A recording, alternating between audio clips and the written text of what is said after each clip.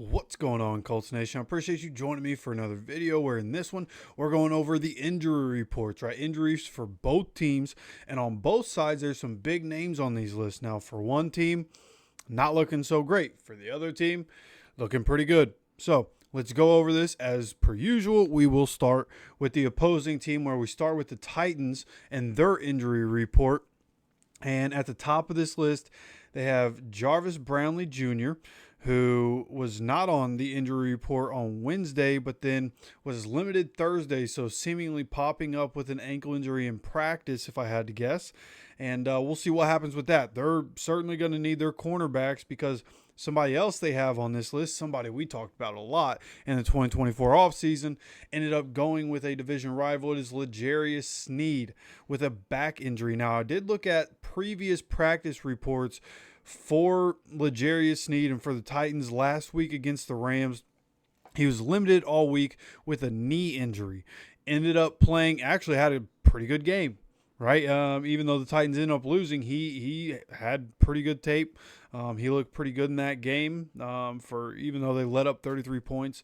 L'Jarius Sneed doing L'Jarius Sneed things. Well, he's popping up this week with a back injury, which the back is a much different story for anybody. It doesn't matter what position you play. Having a back injury is tough. And when you have a back injury as a wide receiver or as a corner or a safety for that matter, those things can be really detrimental because obviously the way they have to move their body and as quickly as they have to move, those things can really hamper your ability to be able to shift in the different ways that you're going to need to. And so for L'Jarius Sneed having a back injury, we'll see what happens Friday. And if I'm able to get updates to you guys, like I'll get those updates to you guys as soon as I possibly can. You know, the way my day job goes, generally I'm working that job on a Friday night, and then I work Saturday morning. So it gets a little tough for the last injury report of the week, but I'll try to get any updates to you guys as soon as I possibly can. We'll see what happens there. But for all intents and purposes, they could be down their top two corners. And I'll tell you what, that could prove very useful for the Colts, right? And I don't think we're really, the way we've been operating the first couple weeks, especially on offense, I don't know. Obviously, that would help. But we just went after Pat Surtain and had him have one of the worst games of his career, just throwing at him all day long, and it was working. So I feel really confident with the Colts offense anyways. But having those two out would be massive for the offense and massive downgrade for the Titans defense, right? Which is supposed to realistically be the strong suit of their team this year, even though they have Cam Ward. Now, going forward, who else do they have? Well, they have J.C. Latham, who has a hip injury, has not practiced this week. I believe on the injury reports I saw he didn't play, or no, he didn't practice last week, but I think he played. As I'm sitting here thinking about it, I think he was ruled out. Whatever the case, J.C. Latham is supposed to be a big part of their offensive line, an offensive line that is definitely downgraded over the years. And so we'll see what happens with that, but that would be a huge loss for them not having him. Then they have a backup running back on here, limited participant in both days with an ankle injury. Backup wide receiver, Bryce Oliver, with a knee injury, has not practiced this week. T'Vondre Sweat, who I believe was limited all week in practice last week or did not participate in practice. Pretty sure he ended up playing, though. But whatever the case, he's limited both days in practice so far with an ankle injury. And then safety Kevin Winston Jr.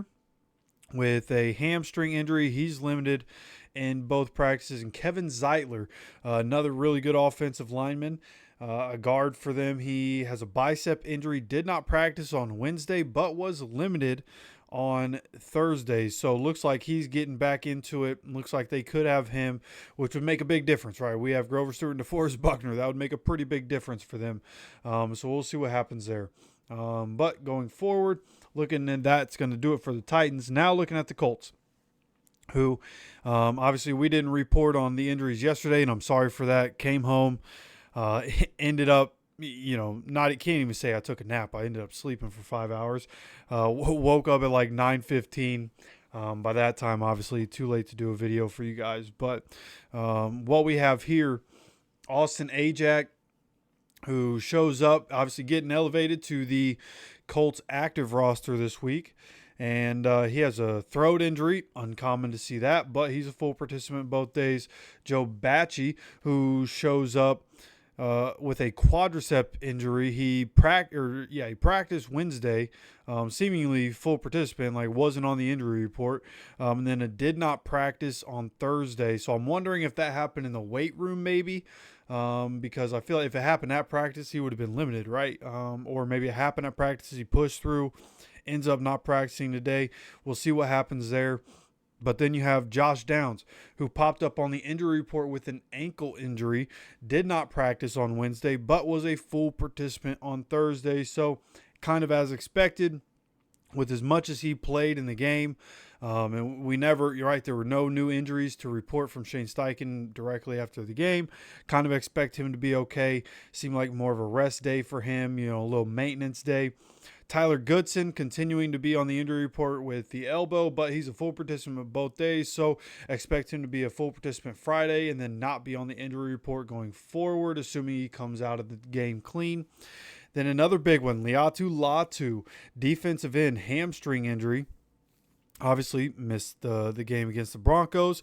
We were able to overcome that. He was a limited participant on Wednesday, kind of as expected, full participant on Thursday. So looks like we're getting Latu back, which is going to be important for that defensive line, especially if we're going up against an offensive line that is nothing like what we just faced in Denver.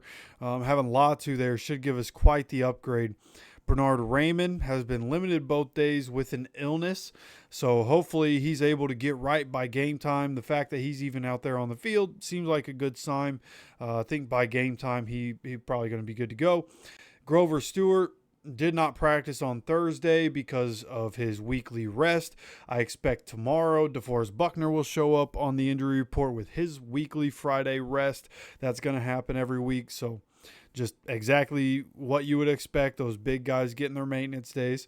Charvarius Ward obviously was in the concussion protocol, had to miss the game, which again we were able to overcome, but he has been able to practice fully each of the days, both Wednesday and Thursday. So getting Latu and Charvarius Ward back this week, just like we expected.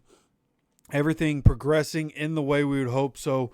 And then Tyler Warren also, same situation as Josh Downs. I think they played the exact same number of snaps. I'm pretty sure they both played over 60 for sure. And he shows up with a toe injury.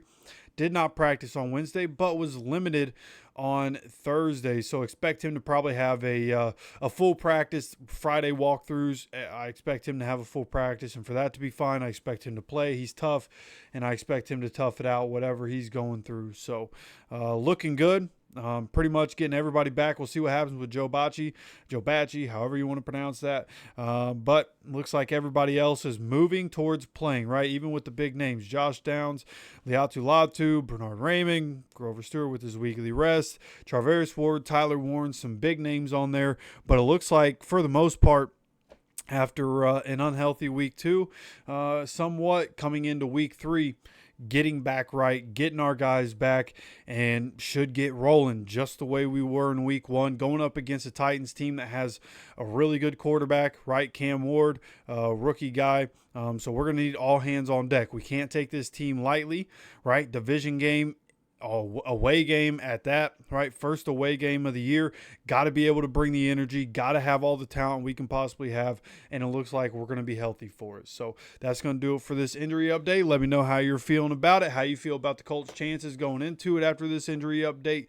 Again, on the Titans side, L'Jarius Sneed could miss. J.C. Latham could miss. We'll see what happens there, and we'll see what happens with T'Vondre Sweat and Kevin Zeiler. Some big names on both sides, but right now looking pretty good for the Colts. So again, get in the comment section. Let me know how you're doing. Let me know how you feel about this. And of course, if you enjoy the content, make sure you hit the like button. Make sure you guys are subscribed with notifications on so you continue to get notified anytime we drop any content on this channel. Of course, I appreciate you stopping by for another video. And as always, take care of yourself, take care of each other, and go Colts.